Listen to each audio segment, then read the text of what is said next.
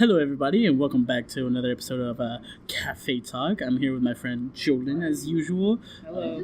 Right now we're just like trying to one-man it, see how it's gonna go. But maybe Jolin's feeling a little under the weather on the thought process. You know, we all got that writer's block, we got that creator's block. I had that right now in the morning, but for some reason, I just got full of energy. So I might be ranting on right now for a good while, but stick with me. So prior to the podcast, Victor had Totino's pizza rolls. That's just full of energy. Probably like that. Those Totino pizza rolls just gave you the energy you needed. That's like my childhood right there. Totino's pizza rolls is really crazy. Yeah, dude. Every Saturday morning, I would wake up, cook myself a good 10 of them. I never had Totino's pizza rolls. And just watch all the Saturday morning cartoons like Yu-Gi-Oh, Pokemon. Kid Muscle, or I think that's what it was called, Mega Man. You know, Kid Muscle? No, not Kid Muscle. Which one? Saturday morning cartoons. I feel kind of bad for them because it used to be something that every kid would look forward to. But I've seen the cartoons that air now. Yeah, they're crap. I actually haven't. What are they? I remember I've seen the Nickelodeon ones because my niece is watching Nickelodeon and they air SpongeBob. That's one thing that they always keep up, and I love that. Even if the episodes I don't like recently, I love that the SpongeBob is still a thing. And then they air Barbie or Bratz or some stuff like that. See, a lot of those cartoons, I understand why they made them, but it's just they're so bad. When we were kids, we had Mucha Lucha, Sonic Adventures. Yeah. Some other stuff. I remember watching Kirby's Adventures and Mega Man. It's in our cartoons, it was you had a story, you had characters, you had development, and then you learned a lesson through the character's story or through the action that the characters did, which is what kids' cartoons were pride themselves in, teaching kids. But now, I see the kids that they have right now, and they focus on just teaching kids and nothing else. The characters could be the most bland and boring characters they have, but just because as long as it's colorful and magic flying fairies, they could just focus on the lesson and just that's it. Repetitiveness every single time. But I mean, maybe that's how cartoons have been the whole time. Maybe we're just old enough to understand it now. Then we didn't understand. We just saw it as cartoons. I mean, you look at early Disney cartoons too. They were. I don't think any of them had an actual meaning or lesson to them aside from they were cartoons just for being cartoons. Yeah, just for entertainment and stuff. A lot of early Disney cartoons. Or Mickey Mouse Adventures and stuff, they didn't really teach people lessons, but the only ones I'm thinking about is during the Second World War, where they got all propaganda, where they got all satirical and and they were against the enemy and stuff like that. Yeah. Well, that's understandable because they had to make sure that anyone who was old enough to see that, if the war lasted more than their age requirement, they would go into war knowing that, hey, these are our enemies, and I want to make sure I kill them. That's what they wanted to do. Because I'm pretty sure they wanted to, they were expecting the war to last 10 years or something, and in those 10 years you could make new soldiers. So with that cartoons and stuff like that.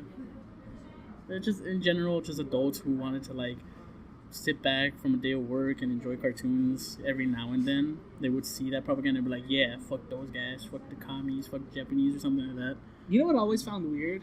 What? That adults were making cartoons for kids, but it's we know, obviously adults know how kids think because we were kids at one point. But I don't know, it's weird to put yourself in that position where you have to make something for a consumer that's well below your age. Just because the whole thought process, or what do you mean? Yeah, I don't know. It's kind of weird because I know a lot of take Pixar movies for example. A lot of them are very light and they're fun for kids to watch and stuff, but they have adult messages ingrained in them that kids that they're just gonna pass over kids' heads. Exactly. And you can take that as a stylistic choice or a director's choice because obviously if you're a kid, you're gonna have your parent watching the movie with you, and you want to keep the parent entertained as well. Yeah, entertained and interested in stuff. But it's you can also see that as just adults not being able to reach the kid audience because the stories that they want to make, a child wouldn't understand. Yeah. so then they have to make it like simple and dumb and Simplistic. stuff like not necessarily dumb, but just simplistic. Well, I mean, what was it? I remember seeing a video about this or something like that, with like what makes a good animated movie, and they used, I think, Toy Story as an example, where the first Toy Story was just colorful. You know what I mean? Toys, colorful, coming to life when the kid's not around. So it opened up the imagination of the kid itself. Like, oh, hey, all my toys talk when I'm not there. But they gave it a profound story behind it, as like jealousy and, you know, consequences for your actions and friendship and all that stuff. Like those were story concepts that were deep enough that the adults could enjoy, but also not so deep that the kids could understand as well. You know what I mean? Especially the whole friendship aspect of it. It was like, oh, hey, you know, like making friends is good, and being kind to others is, it's like, you know, it helps you in life and that type of stuff. But at the same time, it was deep enough that adults could relate to it and be like, yeah, this is a good movie. You know what I mean? So a good animated movie not only attracts the attention of little kids because it looks cartoony and colorful, but also attracts the attention of adults by the deep story it's able to provide without confusing anybody. So I was like, that's what the cartoons are lacking. You know what I mean? Yeah, now, I can see like that. they only focus on the kid aspect, don't really focus on like the adults, which is fine to a certain degree, but it's like, I don't know, like you catch your kid watching it, and you think to yourself like, why am I letting them watch this? You know, I don't see why this would be a good idea to have them see it every single morning. I don't know. I'm just thinking about how like some animators and people who create cartoons and stuff. Yeah. Those who have like an older audience, I feel like they're lucky because there's almost like nothing that can limit their creativity, because like their audience want to like South Park, for example. Yeah. South Park can literally make fun of anything. They can write any story they want, and because their target audience is like late teens to early adults, like they'll understand it, they'll get it. True. And then like take Rick and Morty for example too. They, in my eyes, they basically have free reign. They can do anything they want. They can like make any story. They can write any narrative that they want, and their audience is like, their audience should understand it because their target audience is around like the young adults. And I think that's great. If I ever wanted to make a cartoon, I'd probably want to make like a cartoon for young adults. So what was the point of like the young kids cartoons again? We were just talking about how bad They were? bad kid cartoons are now. Okay. And why was I trying to defend them and explain everything right now? I don't know. It just hit me. I was like, what the fuck am I explaining this? Like, we're literally just talking about how bad they are. Why do I need to do all this? That's fine. Life is meaningless. Let's fuck this. I'm done. Okay. Well, Victor just left. He's nowhere to be seen. So I guess this became the Jolin show. Sadly, I don't have any ideas either. Yeah. Let's just sit here in silence. Oh man, that's funny. That was good. Anyways, there's a YouTube channel that I became interested in like a week ago called Heavy Eyed. And he's this guy who basically talks about video game theories, things that make video games good, things that make video games bad. It's a channel revolving around video games, and a lot of the ideas that he has, I also share. What was the name of the YouTube channel again? Heavy Eyed. Heavy Eyed. Okay. Yeah. But the way that he explains things, he explains them in a way that just, it's so informative and it's so easy for people to digest that, I don't know, I like him a lot. The thing that got me hooked on him is he made a video about how a lot of indie games are switching towards like hyper pixelation or just pixels in general. Because obviously there are good pixel games and there are bad pixel games, but there are some that just go above and beyond, like Stardew Valley, Owlboy, Hyper Light Drifter. Yeah. And it's those titles and those kind of creators that are causing this shift in video games, where people care more about where video games are starting to become an expression of art rather than a means of entertainment. And I think that's pretty great. Yeah. Coming from somebody who's learning how to code and wants to ultimately make a video game, it's pretty eye opening. I mean, the same concept behind like nerds or geek people. I don't know what the name society gives them, but people that were completely infatuated by comics back in like the golden age of comics. Oh, yeah. You know what I mean? Like everyone thought they were just weird people that just were too enveloped in their stories that they could do so much better with their lives. And now look at what that industry has become.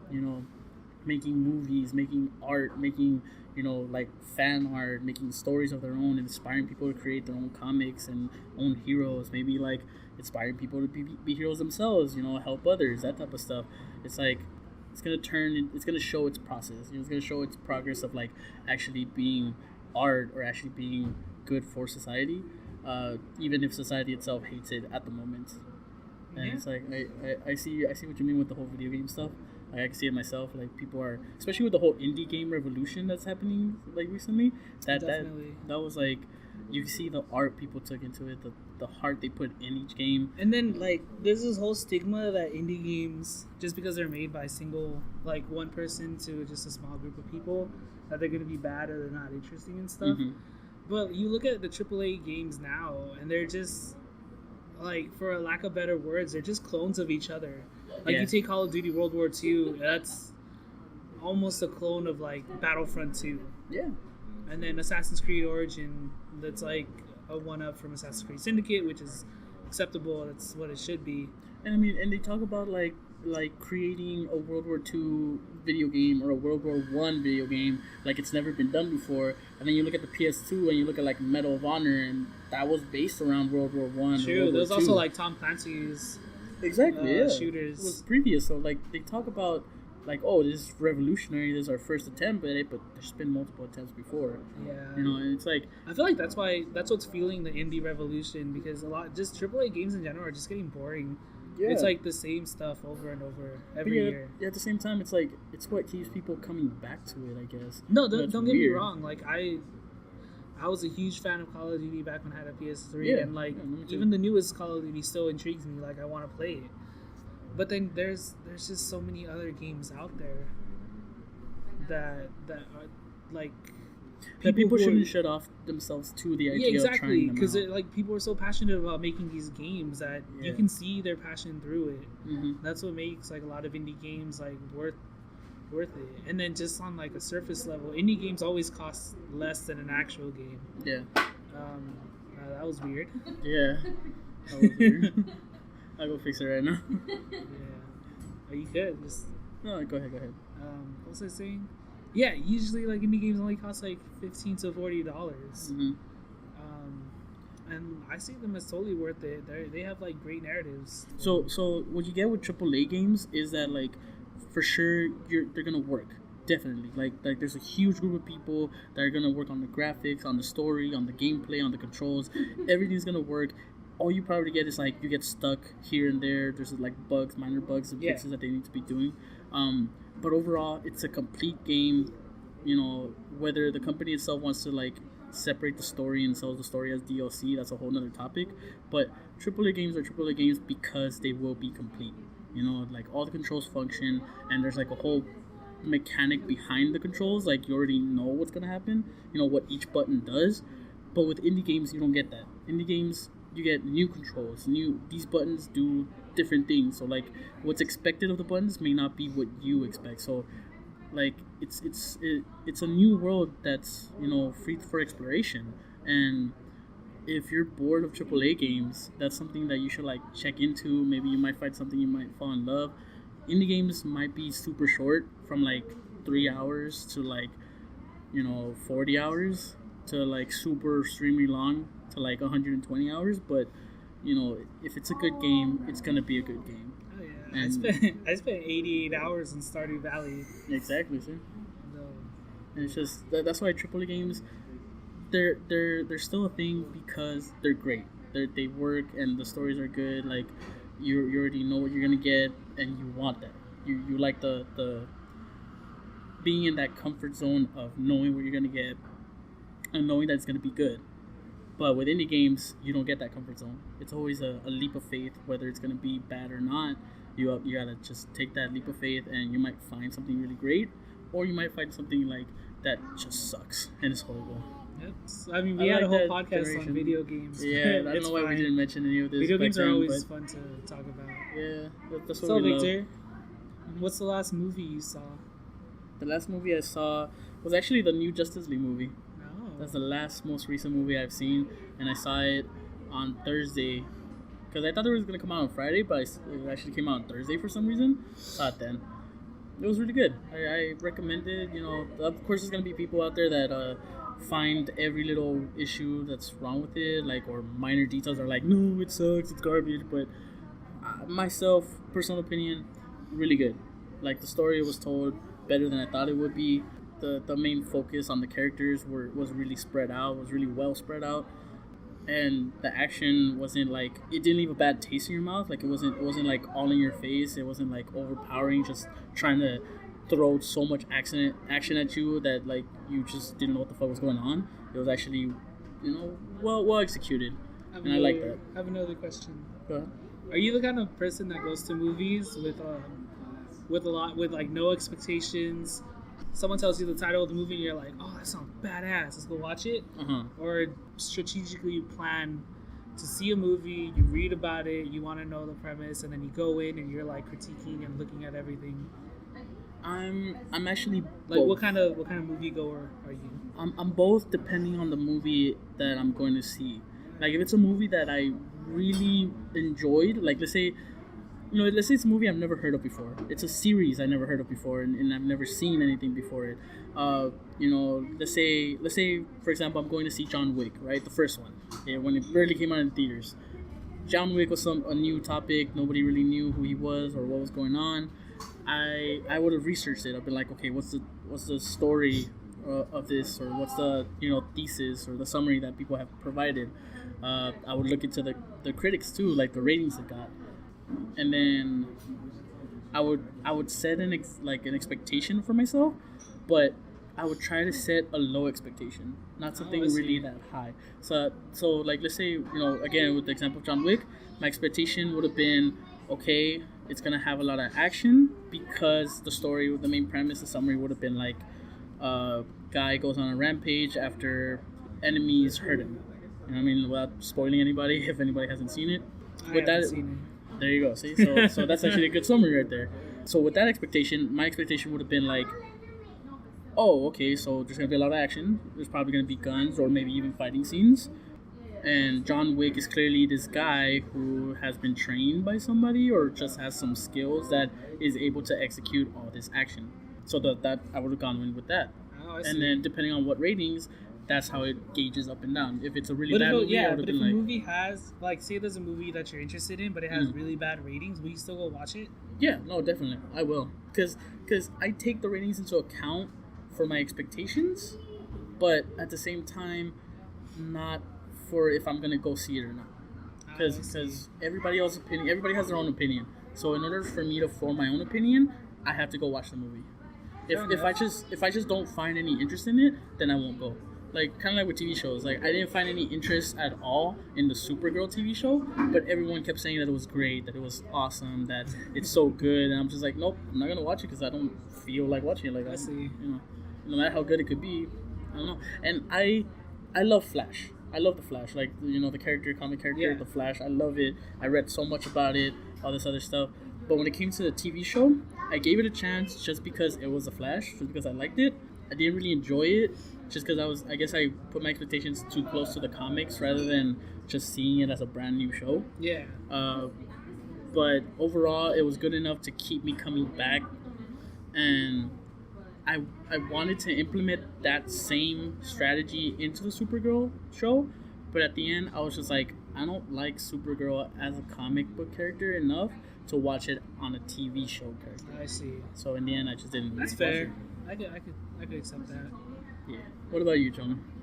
See, I'm the kind of person that, like, I go into movies oblivious. Like, I try to read as little as possible Like I go into the movie with no expectation, and if it's a good movie, I'm like, you know what, it's good because I like all the thoughts that I have on the movie are my own. Mm-hmm. Like nothing influenced me. Like there wasn't some critic that was like, oh, and halfway through the movie this happens, and I felt like that shouldn't. And then I reached that half point, and I'm just like, you know what? Yeah, he's right. Mm-hmm. Like none of that happens for me. Okay. Because I come up with my own thoughts and ideas on the movie, and part of that was because, like my sister took me to the movies with her boyfriend, because obviously like I think it's pretty common in like Mexican culture that like if you're regardless if you're like older or younger, if your sister or something's going on a date, you have to chaperone them. Yeah. Actually, well, yeah, no, yeah, it is pretty common. Like your parents tell you, "Oh, take your little brother with you." Yeah. That type of stuff. Yeah. That at least Yeah, that happened I to don't me know. with my older sister. Every time she would have to go out, I would always have to go with her. Yeah, I don't know if it's just like popular in Mexican culture, but whatever. Point is, like, I had to chaperone my sister's date, and they went to the movies. Yeah. And they went to go see some other movie, but I didn't want to watch it. Yeah. So they were like, all right, just I pick a remember movie. you telling me about this. Yeah, they were like, just pick a movie and like go ahead watch it. And that was like that was my introduction to like the Dark Knight trilogy. Oh yeah. Like okay. I hadn't watched the Batman Begins movie. I just jumped in straight with the first Dark Knight. And I knew nothing about the movie. I just thought the title was cool. I didn't even know it was Batman. And I went in and I was like, her Dark Knight. yeah. Like, okay, I was like, all right, that seems cool.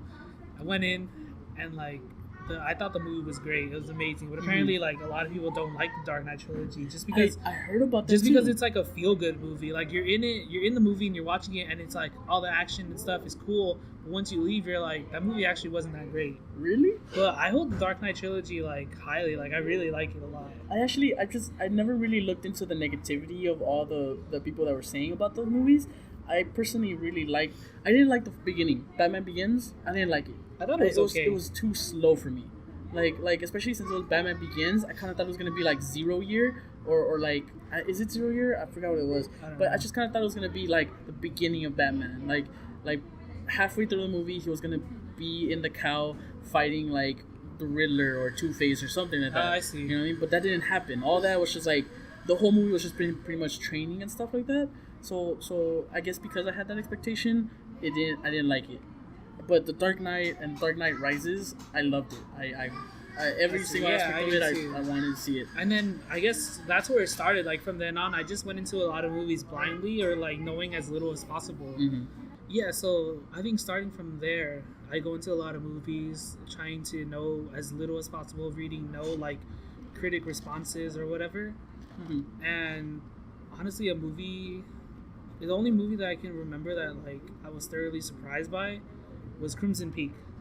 Like the Guillermo del Toro movie. That's actually another movie that I went in blindly too.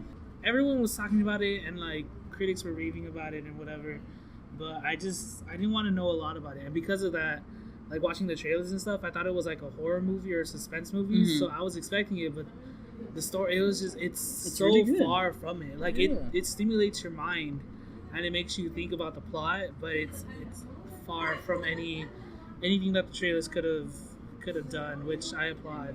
Yeah, no, I went in on that movie like blind because our friend Lucio invited me and Edward to go see it. I was there too. We went to watch it together. Was together? Was it? Okay, there you go. That was when we brought Stephanie, remember? Ah, yes, it was. Then that's the same day that I was just like, I've never heard of anything about this movie. I didn't even know this movie existed. I'm just coming to watch it because Lucio was so enthusiastic to watch it. She was like pretty much demanding that we watch it with her. So I was like, F it, let's just do it. So I went in there and I actually was fairly entertained. The whole movie, I was just, whoa, this is actually really good. I was like, oh, dang. But and then also I was the same way with the new It movie. Like we saw it kind of late, like a week after it came out, right? Well, I saw it late. Yeah. You saw it the day of. Yeah, I saw it like 2 days after it came out. Yeah. Like I tried to spoil it as little as possible. Like I didn't even think I was gonna watch it because I had such a bad experience with the first It. Because I think I saw it when I was like 4 years old. Yeah.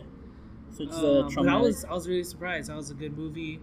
I tried to hear like very little responses about the movie, and now I hear people talk about it, or I read past reviews on the movie, And I agree with them. Like a lot of the points that they make, I'm like, you know what? I thought about that too. Okay, that's good. No, the movie that I went in blind as well was also the movie Trolls. Yeah. Yeah, that's like another movie Trolls. I went in blind because I saw how like colorful it was, so I was like, oh, this must be a really like kiddie movie. Like it's gonna be another kid movie like that just appeals to them. But it was animation nonetheless, and the animation was really good. And I heard the roster of like Justin Timberlake and Anna Kendrick, so I was like, it must have a good story to go with it. Yeah. But I didn't see any trailers. I didn't see any like hints or what actor was gonna be portraying what character. I didn't know any of that. And I went in there and I saw the movie and I was like, it's great. It was fun. It was like it was just a fun experience in general, just to see that movie and hear the songs that they put. I was like, oh, yeah, Trolls was a really good movie. Like I still watch that movie multiple times. I love it. But yeah, I try to go into movies blindly. Like one of the movies I want to watch, that's fairly recent when this podcast comes out is like Coco. Oh yeah, I want to watch that one too. Like I only want to watch it just because, like, it's Disney's attempt at trying to like reach an extended audience, and I want to see how they pull it off because so far, like, you look at all the Disney movies, and the majority of them are just they're tailored towards like growing, like coming of age type of stuff. No, like coming of age of like no, some of them aren't even coming of age. Like how would you explain like Beauty and the Beast? That's not a coming of age story. Like Moana is a coming of age story. Yeah, and that was a good movie too. I guess I would just describe it as over glorified fairy tales, maybe. Pretty much over girlified fairy tales. Pretty much. You get me? But I mean, like Coco looks promising. I mean, Thor Ragnarok and Justice League, they look promising too. Well, but I've heard some stuff about it, so I'm just like, I'll just wait. Thor Ragnarok. Oh, okay. I'll just wait until it comes out on HBO or something. Oh, speaking of that, do you remember that movie that came out called Split? It was about this guy. Was it Johnny Depp? No, it was this guy who abducts multiple personalities. Yeah, who abducts like 3 girls and he has multiple personalities. Yeah, okay, I heard about that. I didn't know that was M. Night Shyamalan's attempt at a franchise. Oh, was it supposed to be a franchise? Yeah. I mean, I heard it was really good. Everybody it is really good. Yeah? I recently saw it because HBO just added it to their roster. Yeah. Like this is spoilers. So okay, spoiler I'll post up another time for you to skip at. But basically, like at the end of the movie, the guy who has the multiple personalities, he escapes and he's like on a rampage or whatever, or he's in the wind, like the cops are trying to find him. Yeah. And they give him the nickname like the Hive. Okay. And then they're in a diner and they're watching the news report and some lady's like, hey, that's similar to this story about like this guy who the cops put away and he was like in a wheelchair and like and stuff like that. And then it pans to what's his name? But it pans to him and he's like, oh, that his name was Mr. Glass. But that's a reference to Unbreakable that came out in like the early 2000s. And like that's supposed to be the sequel to Unbreakable. So Split was supposed to be Unbreakable 2, pretty much? No. It's like it's just like in the same universe, which is a sequel. Afterwards. Exactly. Oh, okay. Oh shit. Like you know how Netflix released Daredevil and then right after they released, I think it was Jessica Jones or something, or like Luke Cage. Yeah. Like they're supposed to be like that, like sequels of each other. Oh, I see. To where they're supposed to come. So then. There's rumor that there's gonna be a Split 2, and in Split 2, the Hive is gonna fight Unbreakable. Oh, what the fuck? And Unbreakable is the main character in Unbreakable because he like literally cannot get hurt. Yeah. Like he's in a train crash where he finds out his powers because he's in a train crash and he's the only survivor of this train crash, and he like comes out unscathed, no cuts, anything. Yeah. I need to see that movie. I haven't seen that movie. Yeah. Actually. Oh, Bruce Willis. Awesome. There you go. That's the actor's name. It pans to Bruce Willis, and he's like, "You mean Mr. Glass?" And then, is Bruce Willis the main actor in Unbreakable? Yeah. Oh shit.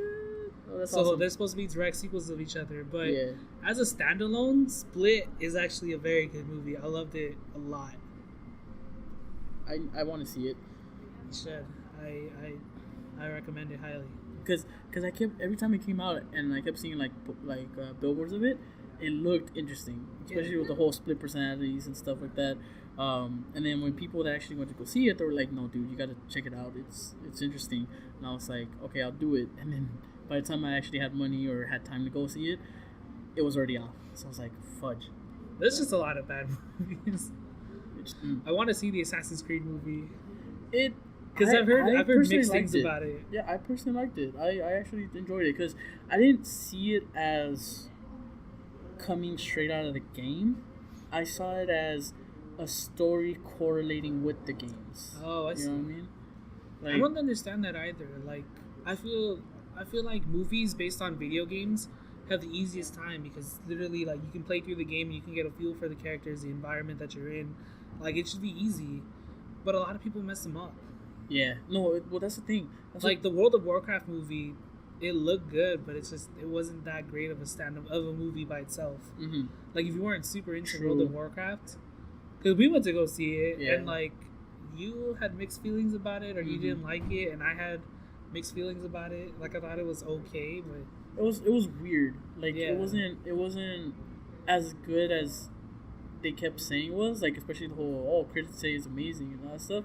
Like, I went in there with expectations of just minor awe of like the world of Warcraft, but it wasn't that. It was just a story about a war, or just like slavery or something like that. You know, it was. I honestly didn't really understand it enough to be like, oh yeah, I enjoyed this movie. It was. If you want a good slave movie, just watch 7 Years a Slave. 12 Years a Slave. Is it 12 years? Yeah, 12 Years a Slave. Yeah, I know which one you're talking about. I thought it was 7 years. Yeah, that movie's great. That was a love that movie. Or The Butler. Oh, Daniel Lee's The Butler? Yeah. Yeah, that movie's awesome too. Those are good movies. Oh, that one's not really about slavery, but it is about like around that time when like people were just fighting for rights. Yeah. And all that stuff. You know, I recently saw Get Out. Oh, wait. Well, we didn't talk about this on a podcast, but we talked about this, like, in person. Oh, Get Out. Okay, yeah. Okay. I was like, every time you say Jordan Get Out, Peele I movie? think of like the Get Down, the Netflix Oh my show. God, I was like, Get Down. what? I actually didn't really finish. Why did Netflix have to ruin the second season? Did they really? I only saw the first season. It was great. Well, in my opinion, they ruined the second season because they basically gave the Get Down like budget cuts. What? Because the first season spent a lot of money, I think. So in the second movie, they had to cut the budget for the Get Down, and then they did like cheap animations to supplement the movie, so that way they wouldn't have to like rent a rent the backdrop, rent a whole place so they can close down and make the scene. Mm-hmm. They did that through animation, and then I felt the story was like really rushed, and they tried to give the story like that like 70s or 80s movie, like, yeah, we saved the town hall or whatever, we saved the rec center kind of feel, but it didn't work out. I felt like it didn't work out. Did it end like that? Yeah, that's how it ended. We did it, yay, and then freeze frame of them jumping up. Pretty much. Wow, okay. Alright, I can see that. Yeah, it's more... Well, I don't really count that as spoilers. Like, if you haven't seen it, especially because it's on Netflix, you can binge the whole series in like a day. I don't count that as a spoiler either. Like, I want to see the second season, but even then, I really don't count that as a spoiler. But you were saying about the Get Out? Oh, yeah, the Get Out, that was just such a mind trip. It was good, man. It's very good. I love that movie. It was funny. It was suspenseful. It was just, oh man, the story was great. Although I saw it coming from a mile away, like super far away. I didn't expect the ending. No, I didn't expect the twist. All right. Just minor spoiler right here. Just this right here. The girl plotting against him, his wife or his girlfriend. I saw that a mile away. Yeah, I got that, but that's because of like the trailers and the movie and whatever. But the big reveal of what? Oh, about the whole thing. Yeah. The big reveal. I didn't expect that at all. That was like about what they were actually doing on the farm and everything. Yeah. Okay, me neither. I wasn't expecting that either. Yeah, I kind of thought it was just like a slavery movie or stuff, you know? Yeah, me too. I thought it was gonna go around that, but like secret slavery or something. I had to like pause the movie and be like, "What the fuck?" Yeah. And then I had to play it again. But that's great, man. Like, we needed more. I feel like we just need more satirical movies. Like, there's just been a lack of satire in like media and literature and all this stuff. But then again, I feel like we get that satire from like Donald Trump's tweets in South Park.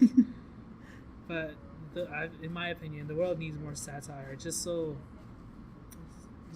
because satire is beautiful. Yeah, it really is. It's great. I mean, but it's offensive. You know what I mean? To the people that take it as satire. Yeah, but it's offensive in a way that like it sheds light on the issue. Exactly.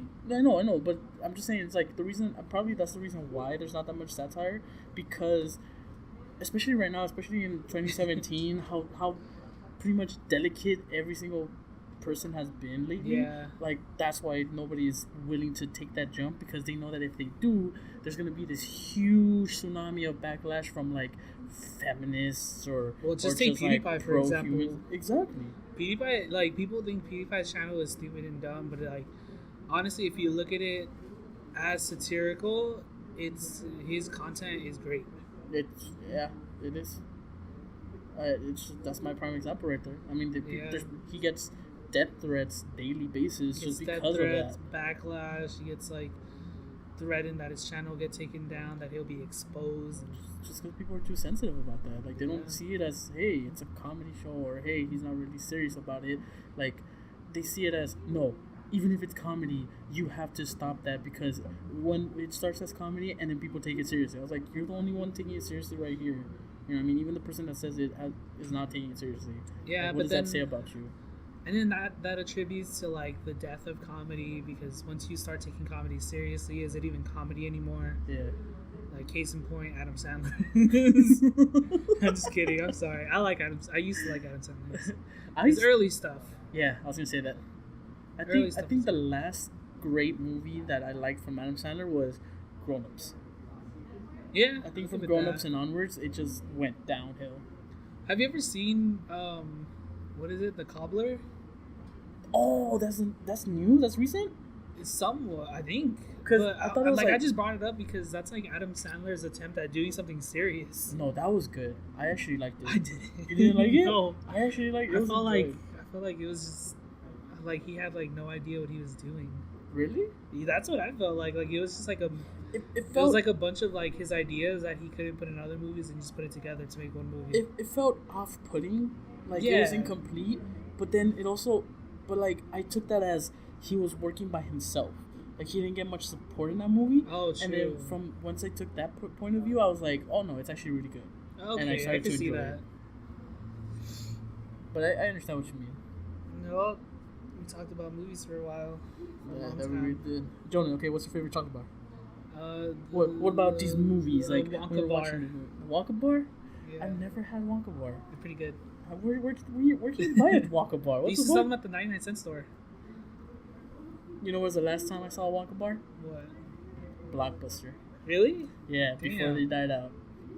For those of you that don't know what a Blockbuster is, it's a place where you used to go rent movies. That's right. You know what Netflix is doing right now?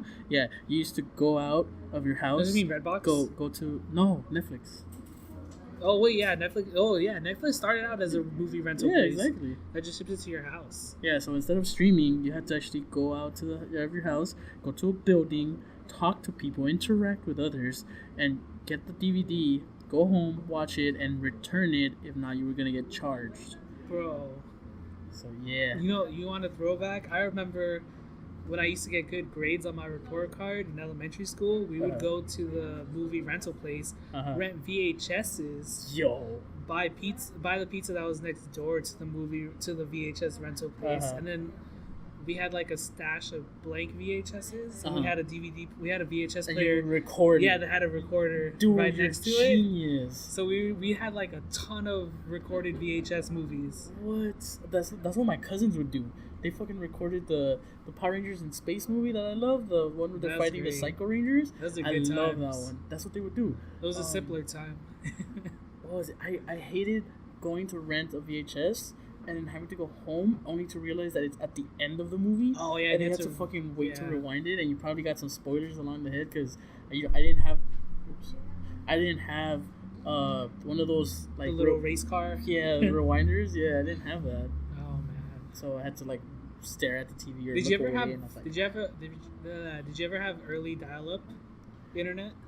Yes. Well, The you one had where you to- couldn't pick up the phone because you're on the internet, or you No, didn't even use the before internet? that, where like as soon as you loaded up like the actual, you try to load up the internet or something or like a search engine, you heard like the stereotypical dial-up sound. Yes. Did you ever have that? I actually did have I did that. too. Yeah, I loved it. I was like actually 5 loved years. the I think I was sound. like 7 or 5. No, earlier, because I lived in a mobile home back then. Yeah. I was like 4 or 5. That's when I was living in. Yeah, my trailer. Yeah, The it's Volvo, crazy. too. Oh man, good times too. I remember fucking my sister would just get constant phone calls from her like boyfriends, That was the and I would be worst. on the internet, and she was like, "Get off the internet now!" Oh and I was my like, God. "No, I'm not gonna stop enjoying my fun just because you're a slut." And then you remember- she would come over and smack me, and I would be like, "Okay, fine, just get off." Do you remember when you asked somebody for their number, they would give you their house number? Yes, and it would just be awkward because you had to like talk to their parents first before you talk But that's to how them. things were done for such a long time. Yeah. That's crazy. Oh man. Good. Remember when Weird texting time. was bad? Like nobody liked texting. Like Oh my you had to God. pay per text, so it was Yes. inconvenient. And then everybody was like, "Who texts anyways?" Well, I mean, why not just call them? Dude, It's do you much remember? faster. Do you remember when Boost Mobile had that phone that was like a walkie-talkie and like literally everyone had it? Yeah, you could actually hear the little before Yeah. you pressed it. Yeah, That was like texting before texting became cool. I hated that. I had it and I hated it with a passion because I Yeah. could never understand anybody through that fucking thing. I hated it so much. Oh man, But yeah, I remember that. we just spent an hour ranting on stuff. We did. We really did. That's fine. Well, hopefully you guys enjoyed this episode and our rants about all this, cafe talk stuff. It's just stuff you talk about with someone at the cafe shop. But If you're under the age of 21, comment below if you ever had to use a floppy disk. if comment below if you know what a floppy disk is. If you don't, give us a like. But I had to use floppy disks. But let us know what's your favorite movies. How do you guys go to a movie, like to a new movie at the theaters? Like, do you guys prepare for it, or do you guys like to go in blind, or are you guys like a mixture of both? Let us know in the comments below.